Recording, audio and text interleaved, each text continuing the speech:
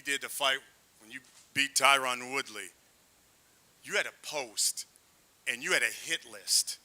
On that hit list was Gervonta Davis. Can you believe we are at this point now and you've got a fight now with Gervonta Davis? Yeah, absolutely. Manifestation is everything. I knew we would be here. Jake Paul, I think when he weighed in for Mike Tyson, was 227 pounds. What do you think about the rumors of Tank and Jake fight? Man, Tank, disrespectful to the sport if he choose that over fighting with me. Breaking news in the boxing world. Gervonta "Tank" Davis has gone on the record with an angry reaction after seeing Jake Paul sparring with Shakur Stevenson in the days leading up to his fight. What looked like a simple training session between Stevenson and Paul has now turned into a major storyline, with Davis calling out both fighters and fans speculating about what it all means.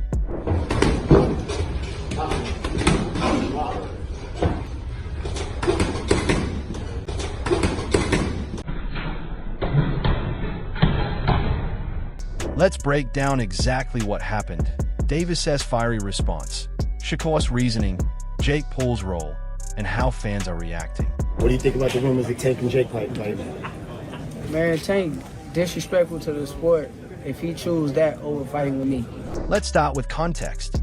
Gervonta "Tank" Davis, undefeated, feared, and known for his knockout power. He's one of boxing's most explosive stars, and any mention of his name comes with intensity.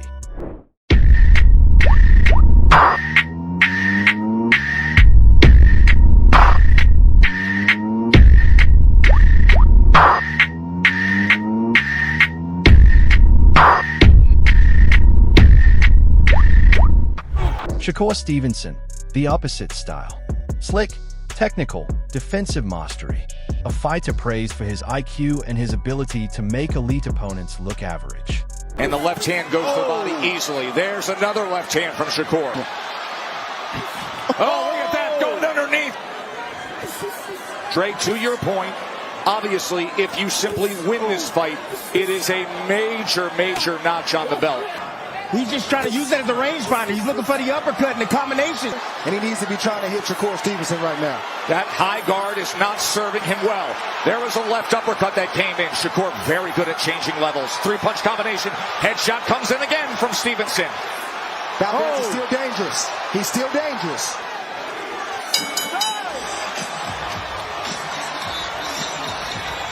It's too little, and it's too infrequent. You let a guy and nearly straight low. Stevenson follows him straight back. Three more punches on the night to leave no doubt that he is the next star in the sport of boxing. Wow, that combination did damage. Then there's Jake Paul, the outsider who has forced his way into the conversation. YouTuber turned boxer, constantly drawing attention, selling pay-per-views, and building respect despite constant criticism.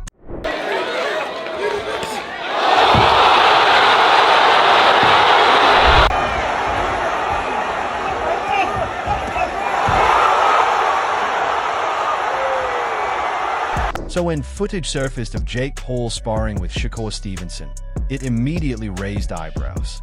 To some, it was just gym work. But for Davis, it became personal.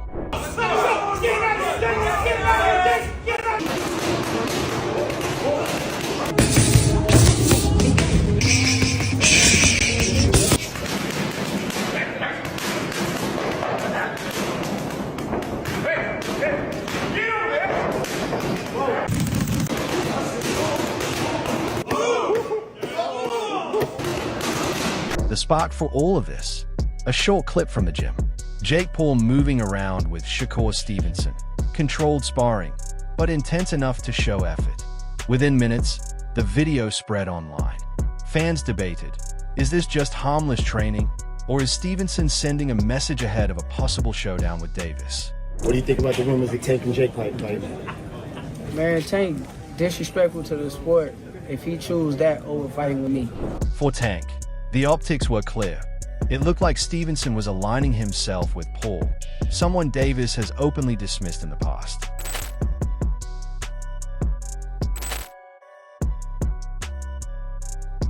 So which one of these chumps do you want to save next? Let's see. I don't give a bollocks, mate. Fuck you right now, mate. Only thing you should be fighting is your addiction. Me training. Jesus. Yeah. Bloody help that guy. Listen, all me and Moms want is for you to cut half your body weight, and we got ourselves some. Shh. Good boy. This is my call out. J. Paul, what's up? What up, J. Paul? Oh, Gervonta! Davis didn't stay quiet. On a live stream, he fired back. He called Jake Paul a clown and warned Stevenson not to think he could hide behind casual sparring sessions. Tank made it clear he views this as disrespect, not only toward him, but toward the sport. In Davis's eyes, Jake Paul hasn't earned the right to share the same space as champions like himself. Jake Paul, I think when he weighed in for Mike Tyson, was 227 pounds. At the same time, his frustration seemed aimed at Stevenson, too. The message was simple: if you're working with my rival, then you're part of the rivalry.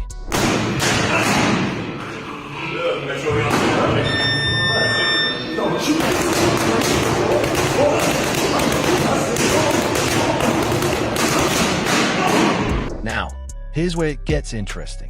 Insiders say Stevenson didn't do this to provoke Davis. According to his camp, Shakur sees Jake Paul as a useful sparring partner. Big, strong, motivated, and constantly improving. For a defensive wizard like Stevenson, Jake offers the kind of physical test he doesn't always get in camp. Bigger shots, heavier pressure, unpredictable timing. In other words, valuable practice. The main event, Jake. And beyond that, Stevenson and Jake have developed mutual respect. Both young, both ambitious, both constantly in the spotlight. Jake Paul versus Tank Davis. They just announced the fight. What's your instant reaction to that? I don't know what's going to happen with a 135-pounder going up against a 200-pounder. I think it's not a real fight. Jake just too big. Tank ain't gonna be able to get in from that jab. Jake land one good punch on Tank, it's over with. Still, in boxing, perception is everything. And no matter the intention, the timing of this session created drama. Will this be the end of Tank Davis's career? And I'm not saying he loses. I'm just saying from the standpoint of how do you go from 135 pounds to 195, and then where do you go from there? I think it would be a mistake if he tried to put the weight on. I don't see him putting really weight on. Let's say he walks around at welterweight. Maybe he does, maybe a little less, but maybe he does. I see him coming in at welterweight. I do not see him coming in any heavier than that. Online, the story exploded. Some fans shrugged it off as business as usual. Fighters spar with different people all the time. But others saw it as Stevenson choosing sides against Tank. A few even argued that Shakur was giving Jake inside knowledge, helping him prepare for something bigger down the line. I don't remember the last time that I've heard Gervonta Davis say, I'm in boxing to be the greatest fighter of all time. I've heard him say that he's better than certain guys in his weight class, or this kid can't beat me. I've heard that. I can't remember, and maybe y'all can keep me honest online. The last time I've heard Gervonta Davis talk about his legacy in the ring, like I'm building my legacy, I'm trying to outdo Floyd in legacy. Like, I think it started like that for him. But the influence of Floyd Mayweather, Money Man, not Pretty Boy, but the Money Man, and building your brand and selling tickets and selling pay-per-views and becoming a household name, that's also a legacy. You got the legacy in the ring and you got the legacy in terms of how you sold. I believe Gervonta Davis is more focused on selling tickets and making money and securing his future for himself and his family. He said it out of his own mouth. I ain't got nothing else to prove. If you're trying to be one of the greatest fighters of all time, it's still a whole lot to prove. My point is, Roy, I don't think, should everybody hold this man to the standard that they hold him to and say, you not fighting nobody, yeah, you making money, but you ain't really fought nobody. If he don't even care about that, that's not even something that he's really focused on. If his main focus is the money and his main focus is getting out of boxing without getting hurt and retiring on his own terms, Shouldn't his fan base and other people get on board with that if that's not even his goal? How can we hold him to something like that if he don't even hold himself to that? Jake Paul's fans, of course, loved it. To them, it proved his leveling up, earning the respect of elite fighters. Memes spread, polls were posted, and hashtags trended throughout the night.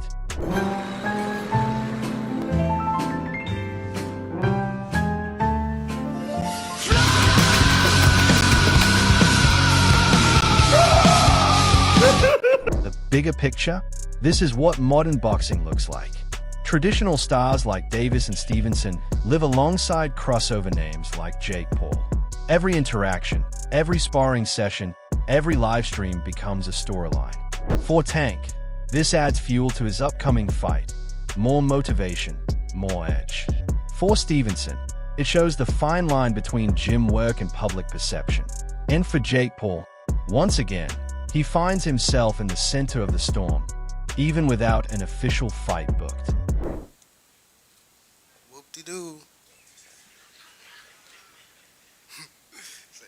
The one thing, when you have a fight of this magnitude, especially with Jake, because his appeal has been global. For you, Tank, do you think this is one of those fights where now all of a sudden you can show your boxing skills on a global scale to maybe people who weren't interested in boxing? All of a sudden they say, well, who is this guy? Yeah, it's actually like, you know, now that I'm looking at it now, it's just like, I don't know, probably this was a good thing, you know, by just, you know, us fighting. Because you have someone that, we come from two different sides, like, of the world. We come from, you know, and we still on the same path to get the same thing, you know, So here's the bottom line. A single sparring session between Jake Paul and Shakur Stevenson has sparked Gervonta Davis's angry reaction and turned into one of the most talked about stories of Fight Week. Can you blame a man for taking that opportunity? Because this is prize fighting, right? It's about making money and securing your family. Can you fault him for that? It's two sides of that. Like, Okay. It just depends. Like, as a fighter, just because I had a draw with somebody, for me, I may run it back. But in a business aspect, if you run it back and you lose to Lamont, and then the Jake Paul fight is presented, you may not make as much money, or the fight may not be as lucrative as it. Was Stevenson just getting good work? Or was this a calculated move to send Tank a message? And where does Jake Paul really fit in all of this? Bro, that's a fucking disgrace of a fight. Yeah. You know it. Just like Mike Tyson, low-key was a disgrace, but we accepted it. But yeah, he was 60 years old. I mean, the casuals don't see the weight difference. They see Jake Paul and Gervonta Davis. Yeah. And if Gervonta Davis doesn't fuck up Jake Paul, they're going to think Jake Paul is some pound-for-pound champion type of fighter. Yeah. Gervonta Davis, he's actually really small. Like, when I fought him, he's small. Yeah. So I just think it's a very unfair fight. Let us know your thoughts in the comments section. Don't forget to subscribe for more fight news, updates, and breakdowns.